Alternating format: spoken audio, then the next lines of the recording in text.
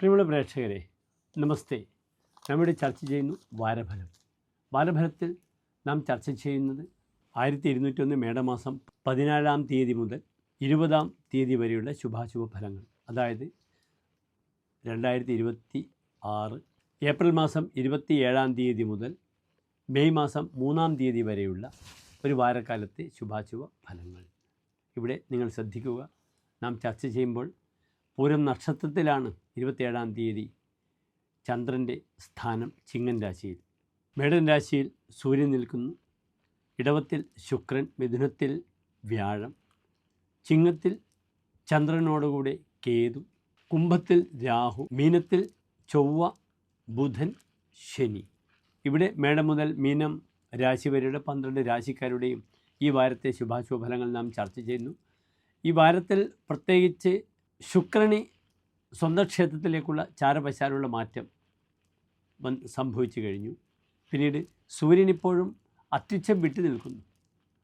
പ്രതിതശ്ചതുരഃ അടനഃ അല്പവിത്തഃ ക്രിയേതു ആയുധഭൃത് വിതുംഗഭാവേ. മേടത്തിൽ ഉച്ച ക്ഷേത്രം മേടം 10 വരെയുള്ള സമയത്ത് സൂര്യൻ പ്രതിതഃ ചതുരഃ പ്രശസ്തനും സമർത്ഥനുമാകുന്നു.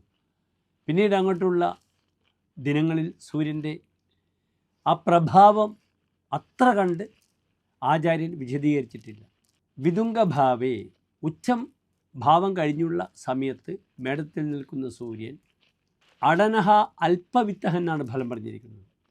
സഞ്ചരിക്കുക, അല്പവിത്തഹ, ധനപരമായ വിഷയത്തിൽ പൂർണ്ണത ലഭിക്കാത്തൊരവസ്ഥ, ഇതൊക്കെയാണ് പറഞ്ഞിട്ടുള്ളത്. പിന്നീട് ബുധൻ നീചസ്ഥനാണ് ഇന്നത്തെ ഈ രാശിപ്രകാരം. ബുധൻ മീനത്തിൽ തന്നെ നിൽക്കുന്നു. ഏതായാലും ഓരോ രാശിക്കാരുടെ ശുഭാശുഭ ഫലങ്ങൾ നമുക്ക് ചർച്ച ചെയ്യാം, ശ്രദ്ധിക്കുക.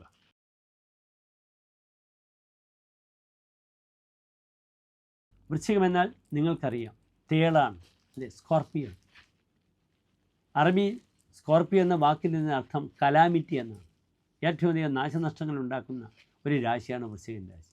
ജനക ഗുരുവിയുക്ത, പിതാവിനെയൊക്കെ ഉപേക്ഷിച്ച് ചെറുപ്പകാലത്ത് തന്നെ ജീവിക്കും, സ്വന്തം കാലിൽ നിൽക്കും. അല്ലെങ്കിൽ കുട്ടിക്കാലത്ത് അച്ഛൻ്റെ വിയോഗം, അച്ഛൻ മിലിറ്ററിയിലാകാം, മറ്റു സ്ഥലത്ത് ജോലിക്കാകാം, അല്ലെങ്കിൽ വിദേശത്താകാം. പല വൃശ്ചികൻ രാശിക്കാരുടെയും പൈതൃകമായ അവസ്ഥ ഇപ്രകാരമാണ്. ഞാൻ കഴിഞ്ഞ ദിവസം സഞ്ചരിക്കുമ്പോൾ ഒരു അമ്മയും മകനും ഉണ്ടായിരുന്നു. 5ാം ക്ലാസ്സിൽ പഠിക്കുന്ന മകനാണ്. അപ്പോൾ ഞാൻ പറഞ്ഞു അമ്മയോട്, അവിടെ കനാലിൻ്റെ അടുത്താണ്, അവന് നീന്തൽ പഠിപ്പിക്കണം, ബോഡി ഡെവലപ്പാക്കണം. അപ്പോൾ അവൻ്റെ നക്ഷത്രം അനിഴം നക്ഷത്രമാണ്. ഞാൻ പറഞ്ഞു മോനെ, നരേന്ദ്രമോദിയുടെ നക്ഷത്രമാണ്. അവൻ 4ാം ക്ലാസ് പഠിച്ച് ഇപ്പോൾ പരീക്ഷ എഴുതി 5ലേക്ക് വരുന്ന കുട്ടിയാണ്. ഞാൻ ചോദിച്ചു നരേന്ദ്രമോദി അറിയുമോ? അപ്പോൾ അവൻ പറഞ്ഞു മലയാളത്തിൽ, അവൻ മലയാള മീഡിയത്തിൽ പഠിക്കുന്നു, ഇന്ത്യൻ പ്രധാനമന്ത്രിയാണെന്ന് അവൻ പറഞ്ഞു. അപ്പം ഞാൻ ചോദിച്ചു അച്ഛൻ എവിടെയാണ്? അപ്പോൾ അവൻ്റെ അമ്മ പറഞ്ഞു അച്ഛൻ വിദേശത്താണ്. അതാണ് വൃശ്ചികൻ രാശിയുടെ ഒരു പ്രത്യേകത. ജനക ഗുരുവിയുക്ത, ഗുരുക്കന്മാരും ജനകനും അച്ഛനെയും പിരിഞ്ഞിരിക്കുന്ന അവസ്ഥ. എന്താണ് വൃശ്ചികൻ രാശി? വിശാഖ നക്ഷത്രത്തിൻ്റെ അവസാനത്തെ 15 നാഴിക, അനീഴം, തൃക്കേട്ട നക്ഷത്രങ്ങളിൽ നിന്ന് 2.25 നക്ഷത്ര സമൂഹം. ഇവിടെ ഈ വാരം 4-ൽ രാഹു, 5-ാം ഭാവത്തിൽ ബുധൻ, ചൊവ്വ, ശനി, 6-ൽ സൂര്യൻ, 7-ാം ഭാവത്തിൽ ശുക്രൻ, അഷ്ടമത്തിൽ വ്യാഴം, 10-ാം ഭാവത്തിൽ ചന്ദ്രൻ, കേതു. വിവാഹ തീരുമാനങ്ങൾ ഉണ്ടാകാൻ വളരെ നല്ലതാണ്. കർമ്മമേഖലയിൽ വളരെ അനുകൂലമാണ്.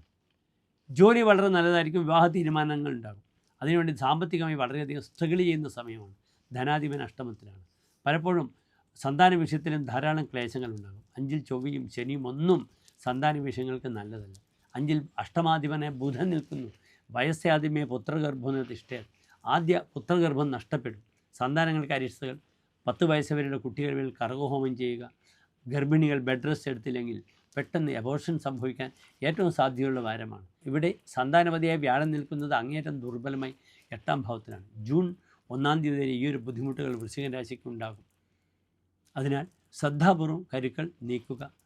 കർമ്മമേഖല, വിവാഹ വിഷയം, വിദേശയാത്രയ്ക്ക് ശ്രമിക്കുന്നവർക്കും അനുകൂലമായ സമയമാണ്. അതിനുവേണ്ടി ടിക്കറ്റ് ബുക്ക് ചെയ്യാം, അതിനുവേണ്ട സജ്ജീകരണങ്ങൾ നടത്താം. ഇവിടെ നിർബന്ധമായും സന്താനങ്ങൾക്ക് വേണ്ടിയുള്ള വഴിപാടുകളാണ് പ്രാധാന്യം. ധനവിഷയത്തിലേക്കുള്ള ശ്രദ്ധ ഇല്ലെങ്കിൽ ധനം അകാരണമായി നഷ്ടപ്പെടും. പ്രത്യേകിച്ച് ഷെയർ മാർക്കറ്റുമായി ബന്ധപ്പെടുന്ന മേഖലയിൽ പ്രവർത്തിക്കുന്നവർക്ക്. നന്ദി, നമസ്തേ.